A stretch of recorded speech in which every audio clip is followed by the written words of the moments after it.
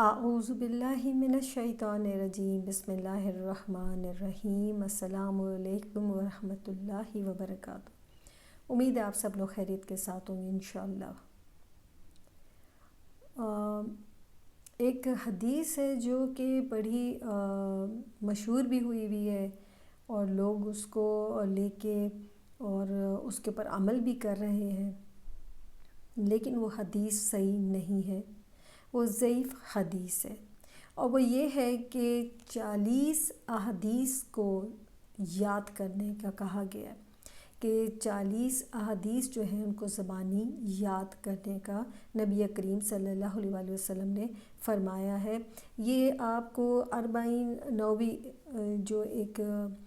کتاب ہے اس کے اندر مل جائے گی، لیکن یہ کوئی حدیث نہیں ہے، اس کا کوئی بھی نبی کریم صلی اللہ علیہ وآلہ وسلم سے کوئی تعلق نہیں بنتا، تو یہ صحیح حدیث نہیں ہے۔ ایک اور روایت میں ہے کہ حضرت ابو درداء رضی اللہ عنہما نے فرمایا کہ اس شخص کے لیے میں قیامت والے دن سفارش کروں گا اور گواہی دینے والا بنوں گا جو 40 احادیث کو حفظ کر لے، یاد کر لے۔ حضرت ابن مسعود رضی اللہ عنہما سے ثابت ہے کہ جس بھی دروازے سے وہ چاہے گا جنت میں داخل ہو جائے گا۔ ابن عمر رضی اللہ عنہما سے ثابت ہے کہ اس شخص کا نام علماء کی فہرست میں ہوگا اور وہ شہداء کے ساتھ لایا جائے گا۔ یہ ساری باتیں اگر ہم پڑھنے کے بعد سوچ بھی لیں کہ یہ حدیث ضعیف ہے، تو بھی ہمیں اس چیز کو دماغ میں رکھنا چاہیے کہ حدیث کو یاد کرنا اور حدیث کو سمجھنا ایک بہترین اور افضل کام ہے، اور اس بات کی تو دلیل آپ کو بہت ساری جگہوں کے اوپر مل جائے گی کہ حدیث کو یاد کرنا ہے۔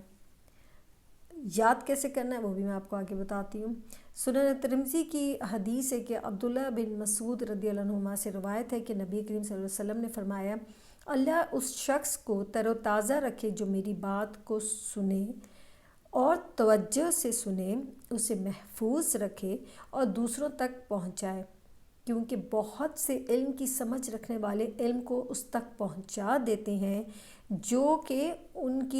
ان سے زیادہ بہتر سوجھ بوجھ رکھتے ہیں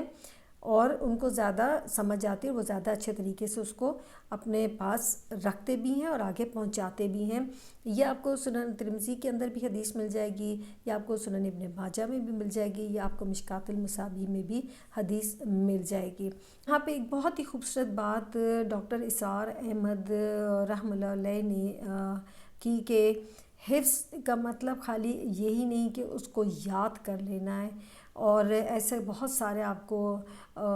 حفظ کرتے ہوئے لوگ ملیں گے، بچے میرے کی میجورٹی آپ کو ایسے حفاظ ملیں گے جو کہ اس کا قرآن پاک کا مفہوم بھی نہیں جانتے ہوں گے۔ اب چاہے وہ قرآن پاک ہو، چاہے وہ کوئی حدیث سے ہو، لیکن اس کا مفہوم نہیں جانتے ہوں گے، بس زبانی یاد کر لیتے ہیں۔ تو انہوں نے فرمایا کہ یہ کس قسم کے حافظ ہیں، اور انہوں نے بڑی خوبصورت بات کی کہ صحابہ جب اس کو یاد کرتے تھے قرآن پاک کو یا حدیث کو، ان کی اپنی زبان تھی، تو وہ اس لیے ان کو کوئی مشکل نہ آئی، ان کو پتہ تھا کہ وہ جو یاد کر رہے ہیں اس کا کیا مطلب ہے۔ ان کا بھی یہ ایک طریقہ کار تھا کہ جب وہ 10 آیتیں پڑھ لیتے ہوتے تھے تو جب تک اس کو اس کے علم اور عمل کو حاصل نہ کر لیتے تھے آگے نہ بڑھتے تھے۔ مطلب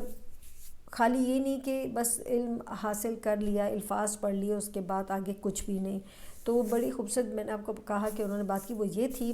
کہ الفاظ کو محفوظ رکھنا ہے اپنے۔ علم جو ہے جب آپ حدیث کا لیتے ہیں یا قرآن کا لیتے ہیں اس کو ذہن میں رکھنا ہے، اور عمل سے اس کی آپ کی سیرت کا پتہ لگ جائے گا کہ آپ کو کیا سمجھ آئی اور آپ نے کیا یاد کیا ہے۔ تو یہ 3 شرطیں پوری ہوں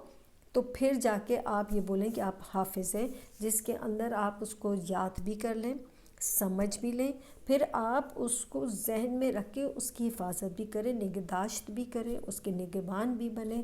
اور پھر اس کے بعد آپ اس کو اپنے عمل کے اندر لے کر آئیں تاکہ نظر آئے کہ بھی آپ جو پڑھ رہے ہیں، آپ جو یاد کر رہے ہیں، کیا وہ آپ کے عمل کے اندر آیا۔ جب آپ کے عمل کے اندر آئے گا تو پھر آپ کو یہ کہہ سکتے ہیں کوئی بھی کہ بھئی ہاں انہوں نے بہت اچھے طریقے سے اس کو یاد کیا ہے۔ نہیں اتنا عربک میں یاد ہوتی تو ایٹ لیسٹ اس کا ترجمہ پڑھ کے سمجھ کے اور پھر اس کے مطابق اپنے عمل کے اندر اس کو شامل کریں۔